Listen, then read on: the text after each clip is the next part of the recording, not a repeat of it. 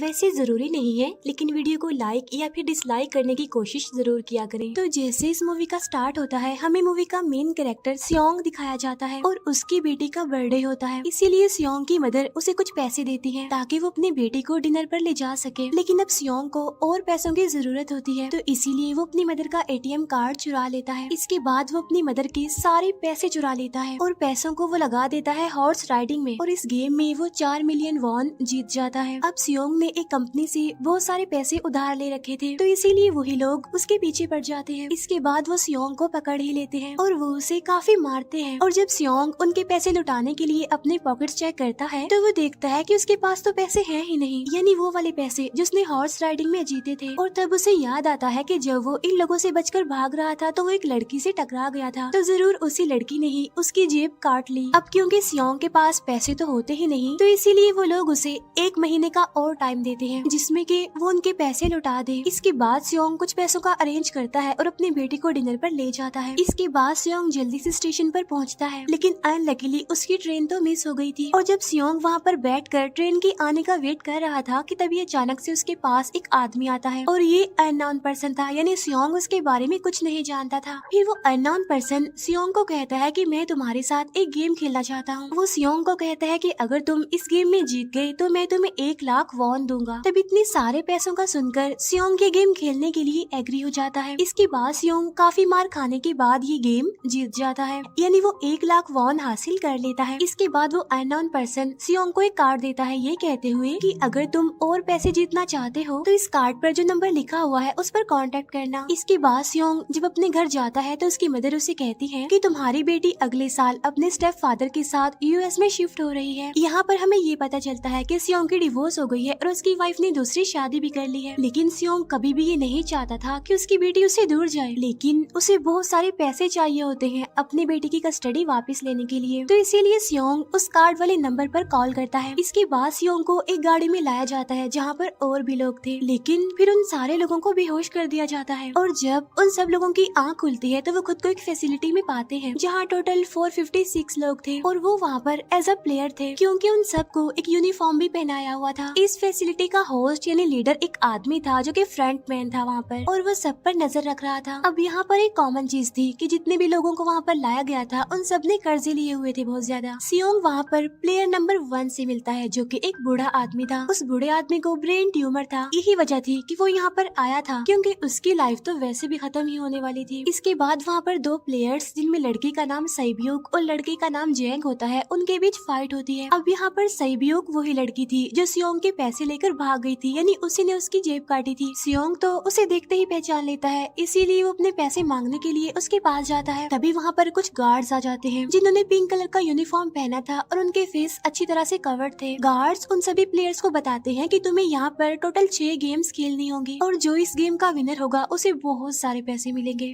इसके बाद उन सबसे एक कॉन्ट्रैक्ट पर साइन करवाया जाता है और इस कॉन्ट्रैक्ट के 3 मेन रूल्स थे। पहला रूल ये कि कोई भी प्लेयर अपनी मर्जी से गेम को छोड़कर नहीं जा सकता। दूसरा रूल ये होता है कि जो भी प्लेयर खेलने से मना करेगा तो उस प्लेयर को एलिमिनेट कर दिया जाएगा, और उनके मुताबिक एलिमिनेट का मतलब क्या था ये तो हम आगे ही जानेंगे। गेम का तीसरा रूल ये था कि अगर मेजोरिटी इस गेम को खेलना नहीं चाहती तो वो इस गेम को छोड़कर जा सकते हैं। इसके बाद उन सबको गेम के लिए ले जाया जाता है। अब यहाँ पर सियोंग अपने क्लासमेट सेंगवू से भी मिलता है जो कि उसे बचपन से जानता था। सियोंग उसे वहाँ पर देखकर काफी हैरान होता है क्योंकि वो तो किसी बिजनेस के लिए आउट ऑफ कंट्री चला गया था। अब पहले गेम के लिए वहाँ पर एक काफी बड़ी डॉल थी और इस गेम का रूल काफी सिंपल था, और वो ये था कि डॉल जब भी गाना गाएगी उन सबको आगे बढ़ना है, और जैसे ही वो गाना गाना बंद करेगी तो उन सबको रुक जाना है और मूव नहीं करना है, और अगर कोई हिल गया तो उसे एलिमिनेट कर दिया जाएगा। अब स्टार्टिंग में तो ये सब कुछ उन्हें किसी प्रैंक की तरह लग रहा था, लेकिन जब एक लड़का हिल जाता है तो उसे शूट करके मार दिया जाता है, और यही होता है एलिमिनेट का मतलब, यानी उन्हें मार दिया जाएगा। अब ये देखकर वो सारे लोग काफी घबरा जाते हैं और उन्हें पता चल चुका था कि वो खतरे में है, इसीलिए लोग डरते हुए पैनिक करते हुए इधर उधर भागने लगते हैं।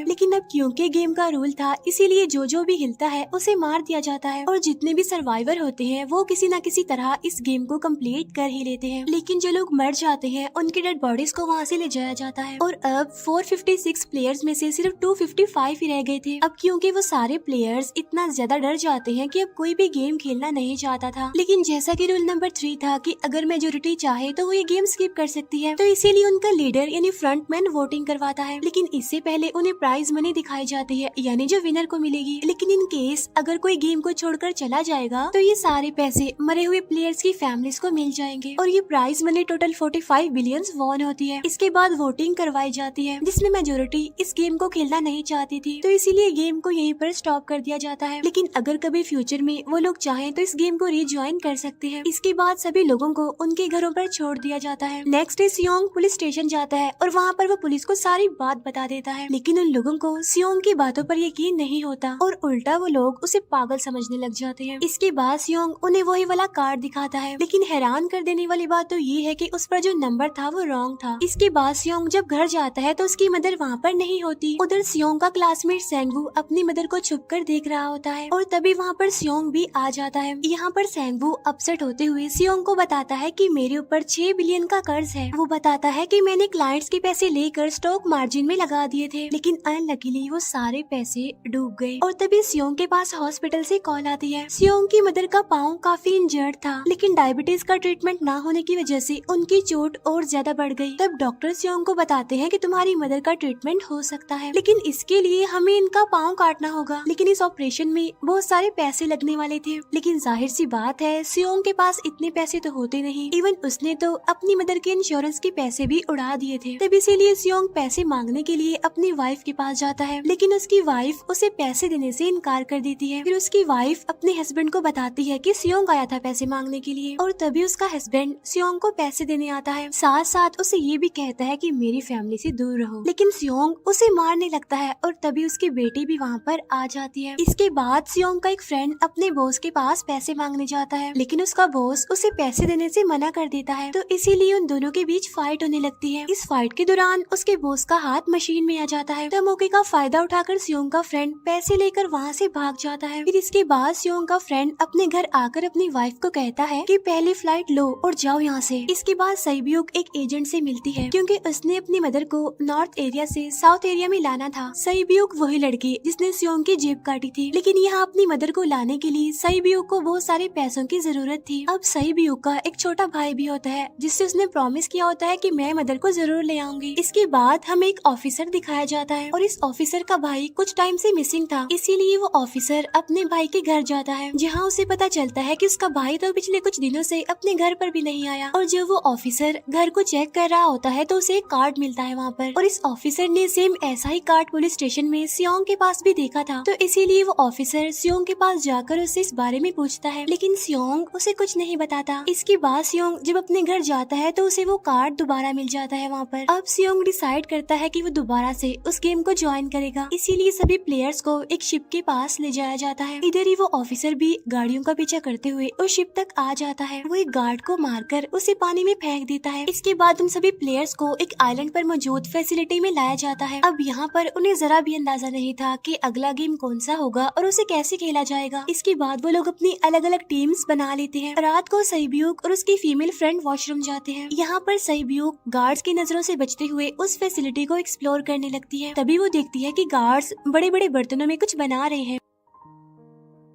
लेकिन अब क्योंकि गार्ड्स को शक हो जाता है तो ये गार्ड वॉशरूम्स को चेक करने के लिए आता है, लेकिन तब तक सईब्यूक वापस आ चुकी थी। इसके बाद सईब्यूक अपनी फीमेल फ्रेंड को सारी बात बता देती है जो उसने देखा था, लेकिन यहाँ पर सेंगवू उन दोनों की बातें सुन लेता है और वो इस बारे में सईब्यूक से पूछता है, जिस पर सईब्यूक बताती है कि वो बड़े बड़े बर्तनों में कुछ पका रहे थे। इसके बाद उन सभी प्लेयर्स को प्ले ग्राउंड में लाया जाता है, जहाँ पर उनके सामने 4 शेप्स थी। 4 शेप्स में से उन्होंने किसी एक शेप को चूज करना था। अब यहाँ पर सेंगवू को पता चल जाता है कि गेम क्या है और क्या करना है हमें। सेंगवू सियोंग को बताता है कि सबने अलग अलग शेप्स को चुनना है। इसके बाद उन सभी को एक छोटा सा बर्तन दिया जाता है जिसमें की शेप्स बनी होती है। अब गेम उनकी ये होती है कि उन्होंने किसी तरह उस शेप को बाहर निकालना है बगैर डैमेज किए, लेकिन अगर शेप जरा से भी खराब हो गई तो उन्हें एलिमिनेट कर दिया जाएगा, यानी मार दिया जाएगा। अब यहाँ पर सेंगवू तो इजिली उस शेप को निकाल लेता है, लेकिन सियोंग इतना ज्यादा घबरा जाता है कि उसकी हालत खराब होने लगती है, लेकिन फिर वो किसी न किसी तरह करके इस गेम को भी जीत लेता है। इसके बाद उन सबको वापस से रूम में लाया जाता है। अब यहाँ पर 187 प्लेयर्स वापस आए थे, जिनमें से अब सिर्फ 108 ही रह गए थे। इसके बाद उन सबको खाने के लिए ले जाया जाता है, लेकिन खाने की वजह से जैंग की एक लड़के से फाइट हो जाती है, जहाँ पर जैंग उस लड़के को इतना ज्यादा मारता है कि वो मौके पर ही मर जाता है। इधर ही हम देखते हैं कि उन प्लेयर्स में से एक डॉक्टर होता है जो गार्ड्स के साथ मिलकर मरे हुए लोगों के ऑर्गन्स निकाल कर उन्हें चाइनीज को बेचने का काम करता है। इसीलिए जब भी डेड बॉडीज को ले जाया जाता है तो वो डेड बॉडीज को गायब कर लेते हैं, क्योंकि ये सब कुछ एक प्लान के अकॉर्डिंग चल रहा था, क्योंकि ये सारा कुछ फ्रंट मैन से छुप कर हो रहा था। यही वजह थी कि कंट्रोल रूम में भी उन्होंने अपना ही एक आदमी बिठाया हुआ था जो कि उन लोगों की सारी वीडियो फुटेज डिलीट कर देता था, और गार्ड्स तो डॉक्टर को गेम के बारे में पहले ही बता देते थे ताकि वो सरवाइव कर सके। यहाँ पर एक गार्ड उसी प्लेयर डॉक्टर को बताता है कि आज हमने प्लेयर्स को जानबूझकर खाना कम दिया है ताकि वो आपस में लड़ने लगे, जिससे होगा ये कि सारे वीक प्लेयर्स गेम से आउट हो जाएंगे। साथ ही गार्ड डॉक्टर को अपनी अगली गेम के बारे में बता देता है। अब 30 मिनट के बाद वहाँ पर लाइट्स ऑफ होने वाली थी। अब यहाँ पर सेंगवू को पता था कि सियोंग की टीम जरूर कोई उल्टा काम करेगी, इसीलिए वो उस टीम को अपने पास बुलाकर उन्हें रिलैक्स रहने के लिए कहता है। उधर वो जो डॉक्टर प्लेयर होता है वो जैंग की टीम में शामिल हो जाता है। यहाँ पर डॉक्टर जैंग को बता देता है कि अगला गेम क्या होने वाला है। इसके बाद लाइट्स ऑफ हो जाती है और जैंग अपनी टीम के साथ मिलकर बाकी सभी को मारने लगता है। जैंग एक लड़की को मारकर सईब्यू को मारने जाता है, लेकिन तभी सियोंग उसे बचा लेता है। इसके बाद गार्ड्स वहाँ पर आकर उन सभी को रोक लेते हैं और अब टोटल 80 लोग रह गए थे। इसके बाद उन सभी को तीसरे गेम के लिए ले जाया जाता है और यहाँ पर उन्हें 10-10 प्लेयर्स की एक टीम बनाने के लिए कहा जाता है, और वो लोग ऐसा ही करते हैं, अपनी अपनी टीम बना लेते हैं। अब क्योंकि जैंग को अगली गेम के बारे में पहले ही पता होता है, इसीलिए वो सईब्यू की फीमेल फ्रेंड को अपनी टीम में नहीं रखता और वो अपनी टीम में सिर्फ मर्दों को ही रखता है। इसके बाद सेंगवू भी अपनी एक टीम बना लेता है। अब क्योंकि उन्हें एक प्लेयर की जरूरत थी तो इसीलिए सईब्यू की फीमेल फ्रेंड उनके टीम में शामिल हो जाती है, और ये गेम असल में टग ऑफ वॉर का होता है, यानी उन्होंने अपने सामने वाली टीम को नीचे गिराना था। इसके बाद गेम स्टार्ट हो जाती है और जैंग की गेम बड़ी आसानी से इस गेम को जीत लेती है। इसके बाद बारी होती है सेंगवू की टीम की। तब प्लेयर नंबर 1 यानी वो बूढ़ा आदमी कहता है कि मैंने अपनी जिंदगी में बहुत सारी टग ऑफ वॉर्स खेल रखी है, इसीलिए उन सबको गाइड करता है कि इस गेम को कैसे जीतना है।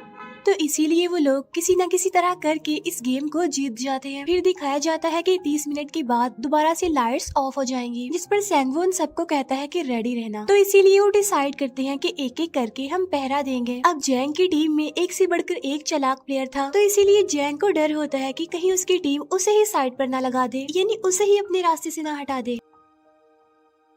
दूसरी तरफ डॉक्टर और गार्ड्स मिलकर डेड बॉडी की ऑर्गन्स निकाल रहे होते हैं और इन ऑर्गन्स को डिलीवर करने जाना था गार्ड नंबर 28 एंड 29। तब वो सभी एक डेड बॉडी के बारे में बातें करने लगती हैं जिसकी सिर्फ एक किडनी थी और वो उसे ज़ॉम्बी कह रहे थे। अब यहाँ पर जो गार्ड नंबर 29 था, यानी जिसने वो ऑर्गन्स डिलीवर करने जाने थे, वो कोई और नहीं बल्कि वो ऑफिसर था जो गार्ड के बेस में वहाँ पर आया था, और ये सब बातें सुनकर उसे शक होता है कि शायद ये लोग मेरे भाई की बात कर रहे हैं क्योंकि उसकी भी एक ही किडनी थी। इसके बाद नंबर 28 और 29 यानी वो ऑफिसर ऑर्गन्स को डिलीवर करने के लिए चले जाते हैं। रास्ते में वो ऑफिसर नोटिस करता है कि टनल में तो बॉम्ब लगा हुआ है। तब नंबर 28 उसे बताता है कि जब हम यहाँ से बाहर निकलेंगे तो इस जगह को ब्लास्ट कर दिया जाएगा। अब यहाँ पर वो ऑफिसर नंबर 28 से और इन्फॉर्मेशन लेने की कोशिश करता है, इसीलिए नंबर 28 को उस पर डाउट होने लगता है, इसीलिए वो उस ऑफिसर को अपना फेस दिखाने के लिए कहता है। अब यहाँ पर वो ऑफिसर अपना फेस भी दिखा देता है, साथ साथ वो नंबर 28 पर गन पॉइंट भी कर देता है। साथ साथ वो ऑफिसर उससे एक किडनी वाली आदमी के बारे में पूछता है कि वो कौन है जिसे तुम ज़ॉम्बी कहते थे, जिस पर वो नंबर 28 उससे कहता है कि वो तो एक लड़की थी। अब यहाँ पर नंबर 28 उस ऑफिसर को कहता है कि तुम लीडर के रूम में जाकर सारी इन्फॉर्मेशन देख सकते हो, वहाँ पर सबका डाटा है। ये जानने के बाद वो ऑफिसर नंबर 28 को मार डालता है। उधर वो डॉक्टर गार्ड से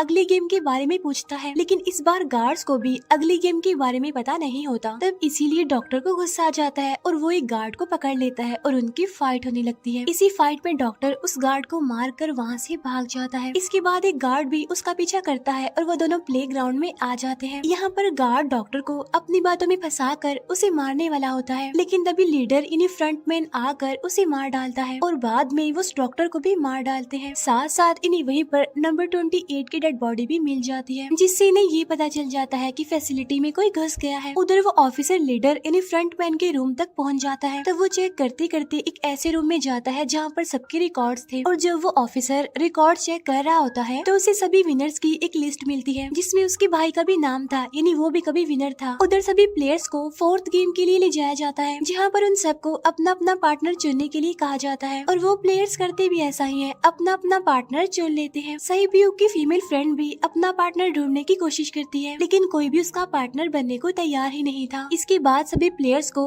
10-10 मार्बल्स दिए जाते हैं। असल में ये गेम ऐसी होती है कि एक प्लेयर को अपने पार्टनर से सारे मार्बल्स लेने होते हैं बगैर कोई जोर जबरदस्ती किए, और जो दूसरा पर्सन होगा यानी जिसके पास मार्बल्स नहीं होंगे उसे मार दिया जाएगा। फिर सैंगवू और सियोंग का फ्रेंड ऑड और इवन का गेम खेलते हैं, जिसमें कि उन्होंने गेस करना था कि सामने वाले के हाथ में कितने मार्बल्स हैं। अब यहाँ पर सियोंग का फ्रेंड सैंगवू के सारे मार्बल्स जीत जाता है, जिसकी वजह से लास्ट में सैंगवू के पास सिर्फ एक ही मार्बल बचता है। अब क्योंकि सैंगवू को पता चल चुका था कि अब वो बच नहीं पाएगा, इसीलिए वो सियोंग के फ्रेंड को अपनी बातों में फंसा कर उसे ये यकीन दिलाता है कि अगर हम में से कोई भी हार गया तो हारे हुए लोगों का मैच दोबारा करवाया जाएगा। अब यहाँ पर सैंगवू धोखे से सियोंग के फ्रेंड के सारे मार्बल्स चेंज कर देता है। इसके बाद सैंगवू मार्बल्स लेकर गार्ड को दे देता है और वहाँ से बाहर चला जाता है, और जब सियोंग का फ्रेंड मार्बल्स चेक करता है तो वहाँ पर पत्थर होते हैं। उधर प्लेयर नंबर 1 यानी उस बूढ़े आदमी की हालत खराब हो रही थी, इसीलिए वो तो इधर उधर घूम रहा था, लेकिन सियोंग किसी तरह उसे खेलने के लिए एग्री कर लेता है। अब यहाँ पर वो दोनों यानी वो बूढ़ा आदमी और सियोंग भी इवन ऑड खेलते हैं। अब इनमें से वो बूढ़ा आदमी सियोंग के सारे मार्बल्स जीत जाता है, लेकिन लास्ट राउंड में वो बूढ़ा आदमी भूल जाता है कि उसने क्या चूज किया था। तो यहाँ पर सियोंग उसी बातों में फंसा कर उसके सारे मार्बल्स ले लेता है, लेकिन यकीन मानिए कि वो बूढ़ा आदमी काफी चालाक था। उसने एक मार्बल अपने पास ही रखा हुआ था और वो दोबारा से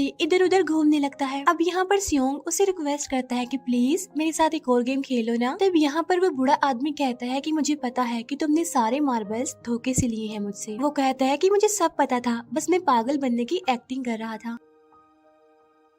तभी सुनकर सियोंग को उस पर तरस आ जाता है और वो उसे ही सारे मार्बल्स दे देता है। उसके बाद सहीब्यूक और उसकी फीमेल फ्रेंड भी गेम खेल रहे होते हैं। उनकी गेम ये होती है कि जो मार्बल्स को दीवार के ज्यादा करीब फेंकेगा वो ही जीतेगा। पहले सहीब्यूक अपने मार्बल्स फेंकती है, लेकिन जब सहीब्यूक की फ्रेंड की बारी आती है तो वो अपने सारे मार्बल्स फेंक देती है। लेकिन जब सहीब्यूक ये देख लेती है तो वो अपने फ्रेंड को दोबारा फेंकने के लिए कहती है, जिस पर उसकी फ्रेंड कहती है कि नहीं सहीब्यूक, मैं बिल्कुल अकेली हूँ, मेरे पीछे तो कोई भी नहीं है, लेकिन अगर तुम्हें कुछ हो गया तो ये अच्छी बात नहीं है, तुम्हारे पीछे तुम्हारा छोटा भाई है, तुम्हारा वेट कर रहा है वो। और इसी वजह से सहीब्यूक की फ्रेंड को मार दिया जाता है। इसके बाद उन सबकी डेड बॉडीज को वहाँ से ले जाया जाता है। इसके बाद वो सब वापिस से रूम में आ जाते हैं। यहाँ पर जैंग देखता है कि सहीब्यूक की वो वाली फ्रेंड तो अभी तक जिंदा है, जो कि बड़ी आराम से बैठी हुई थी। अब यहाँ पर हमें पता चलता है कि सहीब्यूक की ये वाली फ्रेंड जैंग की भी फ्रेंड थी, लेकिन अब क्योंकि उन दोनों के बीच किसी बात को लेकर क्लैश चल रहा था तो इसीलिए जैंग की वो फ्रेंड उसे बुली करने लगती है। इसके बाद फ्रंटमैन को एक डेड बॉडी के पास उस ऑफिसर का आईडी कार्ड मिल जाता है। तभी फ्रंटमैन को पता चलता है कि उसके सारे वीआईपीज आ चुके हैं, तो इसीलिए फ्रंटमैन उन्हें लेने के लिए चला जाता है। फिर सारे वीआईपीज को उनके रूम में लाया जाता है। इसके बाद फ्रंटमैन वीआईपीज के आने के बारे में एक और आदमी को जाकर बताता है, और यही आदमी मेन होता है, और ये कौन होता है हम ये आगे जानेंगे। फिर नेक्स्ट डे उन सबको 5वें गेम के लिए लाया जाता है, जहाँ पर 1 से लेकर 16 तक नंबर पड़े होते हैं, और वो सभी प्लेयर्स अपना अपना नंबर ले लेते हैं। नंबर का मतलब ये था कि जो नंबर भी एक प्लेयर पर आएगा उसके मुताबिक ही उसकी बारी आएगी। अब यहाँ पर लास्ट में पहला और आखिरी नंबर रह जाता है, यानी 1 और 16। तो यहाँ पर सियोंग कंफ्यूज हो जाता है कि उसे कौन सा नंबर चूज करना चाहिए। अगर उसने पहला नंबर लिया तो वो फंसेगा और मरेगा, क्योंकि उसे नहीं पता कि गेम क्या है, और अगर लास्ट नंबर लेगा तो क्या पता उसकी बारी ही ना आए, टाइम कम रह जाए। और तभी वहाँ पर एक आदमी आ जाता है और वो सियोंग को कहता है कि मुझे पहला नंबर चाहिए, क्योंकि मैं अपनी जिंदगी में कभी भी फर्स्ट नंबर पर नहीं आया। फिर इसके बाद उन्हें गेमिंग रूम में लाया जाता है। अब इस गेम का रूल ये होता होता है कि दिए हुए टाइम में उन्हें ब्रिज की दूसरी साइड पर जाना है। अब इसके बीच में दो तरह के ग्लास लगे होते हैं, एक तो होता है आम ग्लास और एक होता है टेम्पर्ड ग्लास। आम ग्लास पर पाँव रखते ही वो टूट जाएगा और वो लोग नीचे गिर जाएंगे। इसके बाद गेम स्टार्ट हो जाता है और वो लोग एक एक करके मरने लगते हैं। फिर एक टाइम ऐसा आता है जब जैंग सबके सामने होता है और वो आगे ही नहीं बढ़ रहा होता। अब उनके पास एक ही रास्ता था, या तो वो आगे जाए या सारे ही मर जाएं। और तभी जैंग के सामने उसकी वही फ्रेंड आ जाती है जो उसे बुली कर रही थी, और वो जैंग को कहती है कि मैंने तुम्हें कहा था कि जिस दिन तुमने मुझे धोखा दिया मैं तुम्हें मार दूंगी। इसके बाद वो जैंग को पकड़ लेती है और उसे लेकर नीचे कूद जाती है, जिसकी वजह से उन दोनों की मौत हो जाती है। अब वहाँ पर एक आदमी था जो कि ग्लास कंपनी में काम करता था और उसे पता था कि टेम्पर्ड ग्लास कौन सा है, लेकिन जब फ्रंट मैन को इस बात का पता चल जाता है तो वो लाइट्स ऑफ करवा देता है ताकि वो ग्लास को पहचान ही ना पाए। अब लास्ट में एक ही स्टेप बचता है और उनके पास तो टाइम ही नहीं था, इसीलिए सेंगवू उस आदमी को धक्का दे देता है। तो यहाँ पर सेंगवू, सियोंग और सैब्यूक ब्रिज को पार कर लेते हैं, लेकिन ग्लास टूटने की वजह से उन्हें काफी चोट लग जाती है, खास तौर पर सैब्यूक को। उधर उस ऑफिसर ने एक सर्वेंट को मारकर उसकी जगह खुद ले ली थी। अब एक वीआईपी को उस ऑफिसर पर शक होता है और वो उसे कहता है कि अपना मास्क रिमूव करो, लेकिन वो ऑफिसर कहता है कि ठीक है, लेकिन मैं अंदर जाकर अपना मास्क रिमूव करूंगा। इसके बाद वो ऑफिसर उस वीआईपी को लेकर अंदर चला जाता है। अंदर जाकर वो ऑफिसर उस वीआईपी को बेहोश कर देता है और इस बात का पता फ्रंट मैन को चल जाता है, इसीलिए फ्रंट मैन उसके पीछे जाता है और वो उस ऑफिसर को देख लेता है, इसीलिए वो ऑफिसर वहाँ से भागकर आइलैंड पर आ जाता है। फ्रंट मैन भी उसका पीछा करते हुए वहाँ पर आ जाता है। अब यहाँ पर वो ऑफिसर अपने सीनियर्स को कॉल करने की कोशिश करता है, लेकिन कॉल कट हो जाती है। फिर वो ऑफिसर उन्हें सारे सबूत भेजता है, लेकिन वहाँ पर नेटवर्क नहीं था। इसके बाद फ्रंट मैन ऑफिसर को पकड़ लेता है और उसे उनके साथ चलने के लिए कहता है, लेकिन वो ऑफिसर तो उस फ्रंट मैन पर गोली चला देता है। इसके बाद फ्रंट मैन अपना मास्क उतार देता है, तो वो ऑफिसर देखता है कि वहाँ पर कोई और नहीं बल्कि उसका अपना भाई है वो। इसके बाद ऑफिसर का भाई यानी फ्रंट मैन उसे शूट कर देता है और वो जाकर पानी में गिरता है। उधर ग्लास लगने की वजह से सैब्यूक काफी इंजर्ड हो गई थी और उसका बहुत सारा खून भी बह रहा होता है। इसके बाद तीनों सर्वाइवर्स को डिनर के लिए ले जाया जाता है और उनके पास एक एक नाइफ भी रख दिया जाता है, मतलब रात में उन तीनों में से कोई भी एक दूसरे को मार देगा। तभी सियोंग नोटिस करता है कि सैब्यूक की हालत काफी खराब है, इसीलिए वो सैब्यूक को कहता है कि फिक्र मत करो, हम दोनों साथ हैं और इस गेम में हम दोनों मिलकर सेंगवू को हरा देंगे। इसके बाद हम दोनों यहाँ से बाहर निकल जाएंगे और पैसों को आधा आधा डिवाइड कर लेंगे। सैब्यूक उसे बताती है कि मेरा एक छोटा भाई है जिसे मैं ऑर्फनेज में छोड़कर आई हूँ, और अगर हम दोनों में से कोई भी जिंदा बचकर बाहर जाएगा तो उसे उन दोनों की फैमिलीज का ख्याल रखना होगा। अब सैब्यूक की हालत काफी खराब थी, उसे डॉक्टर की जरूरत थी, इसीलिए सियोंग कोई मदद लाने के लिए जाता है, लेकिन जब तक वो वापस आता है तब तक सेंगवू सैब्यूक को मार चुका था। फिर नेक्स्ट डे उन दोनों को गेम नंबर 6 यानी लास्ट गेम के लिए ले जाया जाता है। गेम का रूल बड़ा ही सिंपल था कि मार दो या मर जाओ, और इस गेम का नाम होता है स्क्विड गेम। इसके बाद गेम स्टार्ट हो जाती है और उन दोनों के बीच काफी फाइट होती है, लेकिन लास्ट में सेंगवू की हालत खराब होने लगती है। तभी सियोंग कहता है कि मैं इस गेम को रोकना चाहता हूँ, और तभी सियोंग सेंगवू को उसके साथ चलने के लिए कहता है, लेकिन सेंगवू तो अपने आप को ही मार डालता है, जिसकी वजह से सियोंग गेम जीत जाता है। फिर फ्रंट मैन सियोंग को कहता है कि तुम बहुत अच्छा खेले, लेकिन मुझे इसकी उम्मीद नहीं थी। इसके बाद सियोंग को उसके घर पर छोड़ दिया जाता है और उसके पास एक एटीएम कार्ड भी था, और जब सियोंग उस एटीएम कार्ड को जाकर चेक करता है तो वो दिखता है कि सारे पैसे उसके अकाउंट में भेज दिए जाते हैं। इसके बाद सियोंग अपने घर जाता है, लेकिन तब तक उसकी मदर की डेथ हो जाती है। इसके बाद हमें 1 साल बाद का सीन दिखाया जाता है, जहाँ पर हम देखते हैं कि सियोंग की हालत काफी खराब हो गई है, यानी वो काफी नशा करने लग गया है और उसने अब तक उन पैसों को हाथ तक नहीं लगाया। एक दिन एक फूल बेचने वाली औरत सियोंग के पास आती है और वो उसे सेम वैसा ही कार्ड देती है जिसमें एक एड्रेस लिखा हुआ था, और फिर सियोंग उस एड्रेस पर जाता है जहाँ पर उसे पता चलता है कि ये सारा किया धरा किसी और का नहीं बल्कि उस बूढ़े का है, प्लेयर नंबर 1 का, और वो अभी भी जिंदा है। यहाँ पर वो बूढ़ा आदमी सियोंग को बताता है कि मैं अपनी लाइफ से बोर हो चुका था और ये सारी गेम मैंने अपने क्लाइंट्स के साथ मिलकर बनाई ताकि मैं लोगों को मरता हुआ देखकर एंजॉय कर सकूं, लेकिन हाँ, हमने किसी को मजबूर नहीं किया था ऐसा करने के लिए, और मैंने गेम में इसीलिए पार्टिसिपेट किया क्योंकि गेम देखने से ज्यादा उसे खेलने में मजा आता है। वो कहता है जो पैसे तुम्हारे पास हैं वो मेरे ही हैं, और ये कहते ही उस बूढ़े आदमी की मौत हो जाती है। इसके बाद सियोंग सैब्यूक के छोटे भाई के पास जाता है और उसे लेकर वो जाता है सेंगवू की मदर के पास, और वो सेंगवू की मदर को कहता है कि इस बच्चे का ख्याल रखना, साथ साथ वो उसे एक बैग भी देता है जिसमें बहुत सारे पैसे होते हैं। इसके बाद सियोंग स्टेशन पर जाता है जहाँ पर उसे वही अननोन पर्सन मिलता है जो कि उसे मूवी के स्टार्ट में भी मिला था। यहाँ पर सियोंग उसका पीछा भी करता है, लेकिन तब तक वो भाग चुका था। फिर सियोंग उस कार्ड वाले नंबर पर कॉल करता है और वो पूछता है कि तुम लोग कौन हो और लोगों के साथ ऐसा क्यों कर रहे हो, क्यों खेल रही हो लोगों की जिंदगी से। लेकिन आगे से उसे रिस्पॉन्स आता है कि सियोंग, अगर तुमने जिंदा बचना है तो प्लेन में चढ़ जाओ। और इसी के साथ ही मूवी यहीं पर एंड हो जाती है। Thank you for watching. Comes next, I'm just doing my best, even though I'm so stressed out.